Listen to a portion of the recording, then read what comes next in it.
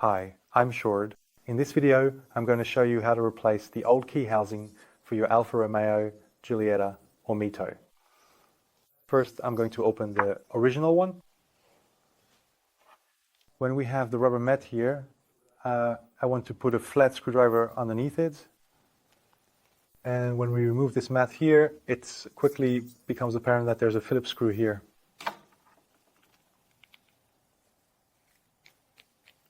We'll just unscrew this one. And then also the screw from the battery holder. Right now, I have a Phillips screw here that I need to fully unscrew, but sometimes you might have a flathead that just needs a quarter turn.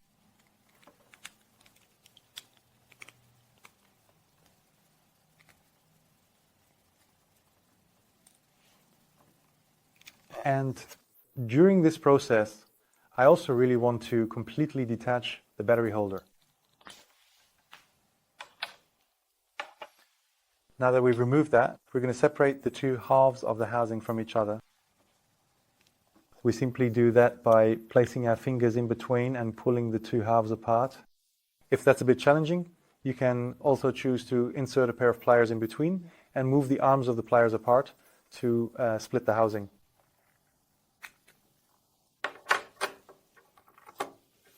This is what we find on the inside.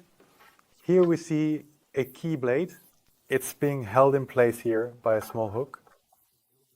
There's a very thin spring in the fastening mechanism, and here we have the circuit board. I'll set it aside for a moment because we're going to open the new one right away. I also just wanted to make sure that there isn't a screw left in here. No, this one doesn't have a screw yet. That's actually in the little bag. The same goes for the battery holder. And you just want to open it for a moment.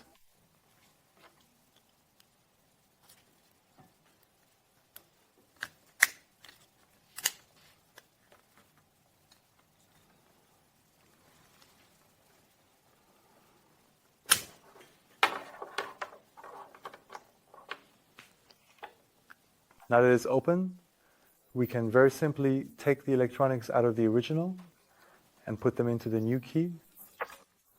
As for the key blade, I actually have two options for how you can transfer it. Yes, look, option one is actually very straightforward. That's just to go to a locksmith for a moment, have them cut a new one. It might cost you a tenner or 15 euros, and then it's immediately usable again. The alternative requires a bit more work. You can see that both foot mechanisms have a small pin here. If you tap out the pin, for example with a nail, you'll be able to pull the key blade out of the electronics or out of the flip mechanism. And once you've done that, you can swap it over, put the retaining pin back in, and it's fitted with the key again. The difficulty in this process is simply that such a key doesn't exactly cooperate easily. That retaining pin doesn't come out all that easily. So find out what works best for you and make that decision for yourself. Whether you can do it at your workbench, or if you might want to go to a locksmith. We'll set this aside for now. And now let's take a closer look at the inside of the back of the key. You may have already noticed this, but in the back we actually have a small metal battery holder. And what we want to do is carefully attach it as follows. The two pins sticking up will soon make contact with the circuit board. And in between them there's a small black plastic recess in the casing that ultimately needs to press through here. So I press the metal down so that it will stay in place.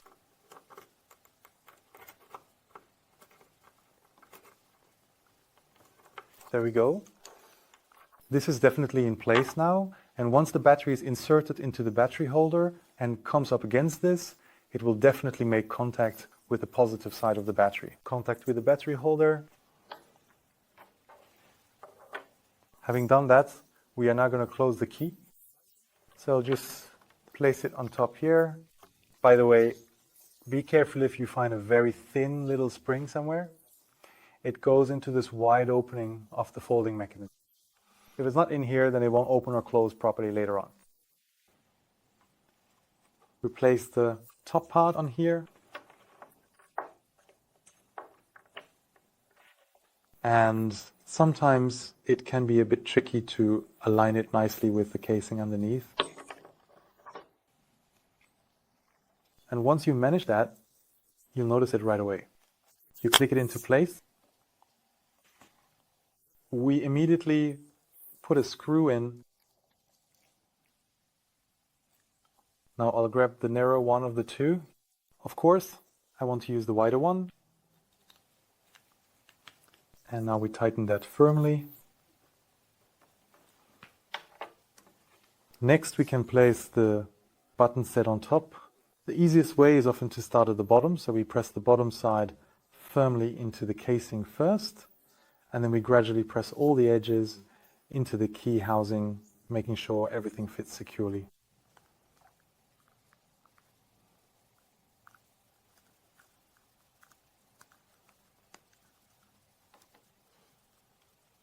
In principle, you never need to use glue underneath. It should hold well on its own, as long as you've managed to press all the edges properly into the casing. Mine is now firmly in place, so now we'll just work on the battery holder, which also comes in two pieces. And we do this as follows. We place the battery holder down, like this, along with the metal insert. It should be placed in like this, so not upside down, but we want to make sure that this little ring will make contact here at the back. So I place it as low as possible against the base. And now I slide the whole thing backward.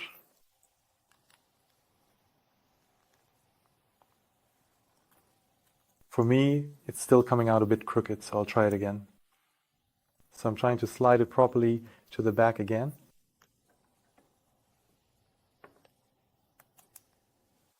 Until it finally stays in place properly. On the other side, you can make sure it stays in place a bit. That's what those plastic notches are for. Now we just need to insert a battery, and the battery goes between the plastic of the battery holder and the metal of the insert. And it goes in as follows. At the top, you have those two little pins that will stick out. They will make contact with the circuit board in a moment. So now I pick up the key again. I make sure that the hook on the back here fits into the housing. And then I push the whole thing inside. And finally, I finish it off with a little screw, just like that. I also tighten this one firmly again.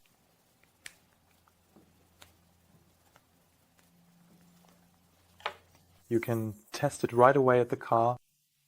Of course, the key blade still needs to be cut for us, but basically you're ready to go. Hopefully everything went well with transferring your key housing. If you didn't quite manage to figure it out, you'll find our contact information in the description below this video, or you can leave a comment under this video and I'll be happy to help you further. Success!